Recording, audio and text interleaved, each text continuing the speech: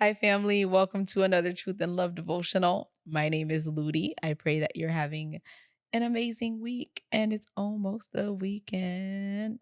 Actually, yeah, this should be Friday. Well, this should go live on Friday.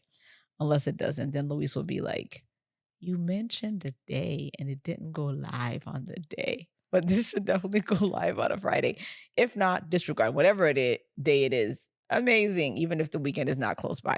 But it should be because this should go live on a Friday. Today we are looking at Proverbs 12, verse 18. This is one of those snatch you by the throat kind of verses. So get ready. There is one who speaks like the piercing of a sword, but the tongue of the wise promotes health. You guys know I love being intentional with words. There is one who speaks like the piercings of a sword. Like visually, when you see that, like imagine, I'm not one for violence, but imagine like a sword. Better yet, not even a sword. Let's take it down. Disregard. Open up your eyes, people. Not the sword. We're just gonna minimize this because I hate needles. Okay. And I had to get some blood and I just was like, this hurts. And they didn't use the butterfly thing. So it hurt. Anyways, pretend a needle. A needle is piercing you. How painful that is. Now imagine a sword. There are some ways that we speak that if we were to see it spiritually, we are literally taking swords to people and we don't even realize it.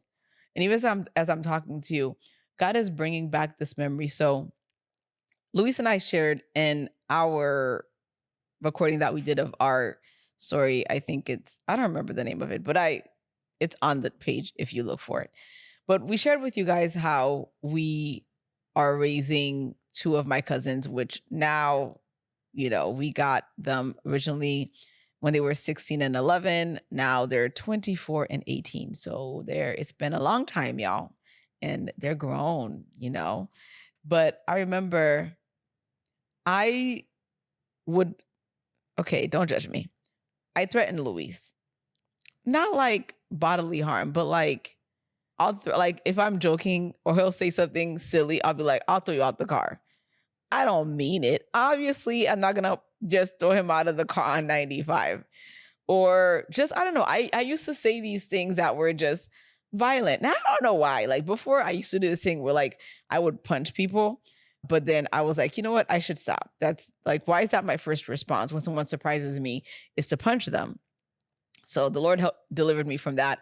I'm no longer putting my hands on people when they surprise me. Luis would disagree, but he only gets hands put on him when something is whatever. We're married. So y'all, it's fine. Anyways, I digress. So I don't do that to people outside of my husband because, our relationship is different. But I remember like I would make these jokes with him, but I would also do it with our youngest. And I remember one day he said to me, like, I don't like it when you threat. Oh no, I think I said to him, I got upset about something. And I was like, if like I would always threaten to throw people against walls. I used to have very violent talk. And I think I said something, I alluded to the fact of like I wanted to throw him against the wall or something. I've never put my hands on anybody except for Luis. But again, we're married and it's not like violent hands. Y'all don't need to go too deep into that. And I remember he said, I don't like when you threaten me. And then I looked at his face and I was like, huh, it's deeper than I think because of his history, what has happened with his life. And I realized what I joke with other people, how they receive it, how he receives it is different because of what he has gone through. How Luis receives it would be different. How my sister would receive it, anybody else. But because of his his specific experience, it doesn't translate the same. And I remember I apologized to him and I said I would never do it again. And by God's grace and mercy, that was probably like 2 or 3 years ago. And it's never happened again because I realized like those words to me, which were jokes or seemed funny, that it would just be like, well, obviously Ludi's not serious. And all these years, she's never put her hands on me and I've never seen her put her hands on anybody else. So she's not going to do anything. It wasn't translating like that. And sometimes we say things not realizing what's happening on the other end. We say things and we don't see how it's affecting the other person. And sometimes, even worse, we see how it's affecting the other person and we'll say things like, you're being too sensitive. But who are we to determine if someone is being too sensitive? You don't know everyone's experiences. You don't know what they've gone through. You don't know the triggers that exist in their hearts and in their minds. You don't know the memories that they've been through. You don't know what that word opened up in their heart. And so we can't say to people, it's not that serious. You're doing too much. No, it's their personal experience. And so we have to be people of wisdom, because it says the tongue of the wise promotes health. And one thing that wisdom does, it gives you sight. It illuminates things that may have been in darkness, what you have not been able to see before.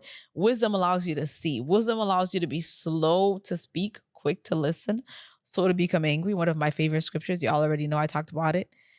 It allows you to be able to look at a situation from multiple perspectives and not just how you feel about it. So that you can see, there's some sickness there that I didn't know. So how can I promote health with my words?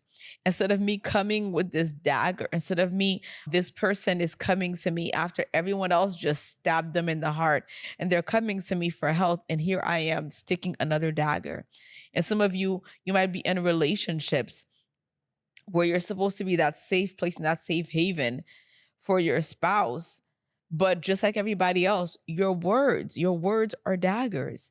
The way that you criticize, it's a dagger. The way that you judge them, it's a dagger. Like they don't feel safe sharing things with you, because they feel like everybody else, you're gonna have some kind of criticism, and it's not gonna be constructive either. Like, you're breaking them down. Survey your relationships. Look at your words before they leave your mouth. I remember there was something that happened where Luis and I were here at Jenna Festus's house, and I'm trying to remember. Luis, oh yeah, he had gone to Publix to get me chocolate chip cookies, but he got the wrong cookies. He got oatmeal cookies, but there were chocolate chip cookies on top of them, but they were broken. So he just grabbed the one under it, assuming that they were all in that basket, chocolate chip cookies. And then he got me ginger beer, but it was diet ginger beer. And so I was complaining about the cookies and the ginger beer. And then he was like, I'm just going to go to Publix and get you another one. And I was like, don't do that. And then I heard myself afterward, the only thing I heard myself say is, why are you acting like a baby? And so I went outside and we were discussing about what happened. And he's like, oh, that was actually the day I think Jen and I recorded for Intentional Rising.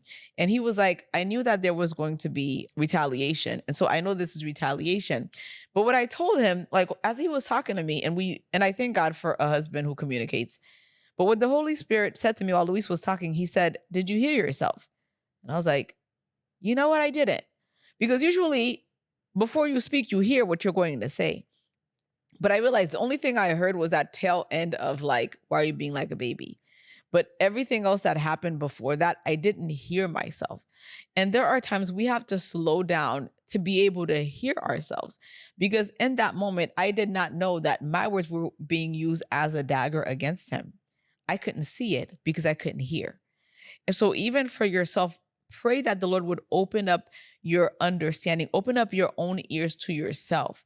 Sometimes we're so busy listening to other people and their tone with us and accusing them and responding back. We don't hear ourselves. We don't even hear how their defensiveness was as a response to what we said. It was our tone that opened the door. And so listen to yourself, assess your words. Ponder your words before they come out of your mouth. Meditate on them first. Is this going to be a dagger that's going to cut somebody? Is this a sword that's going to be piercing? Or is this going to promote health? And if it's not going to promote health, then no, you don't need to say it. The only time that you need to use any kind of, weapon against someone is Well, it's the enemy, and that's spiritual warfare. But you shouldn't have to use a weapon against your brothers and your sisters of flesh. We use weapons against the enemy, and those are spiritual weapons. But we don't use physical weapons against flesh, and we don't use our spiritual weapons against flesh as well. So I pray that this blesses you guys, and I pray that this year is the year where you really begin to assess your words, and that God would even bring back relationships that you lost through your words, that you didn't even realize that you were the one who caused that person to leave. By the way you were speaking, that you weren't a place of healing, you were a place of destruction. And you can't fix what you don't know exists.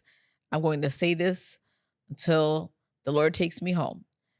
And so, in order for you to fix it, you have to acknowledge it. And God will help you if you ask Him, because He certainly helped me. I love you guys. I pray you have a great rest of your week or your weekend. And I pray that God begins to show you the things that you didn't even know existed. Don't forget to share, like, and subscribe. I love you, and I'll see you guys in the next one.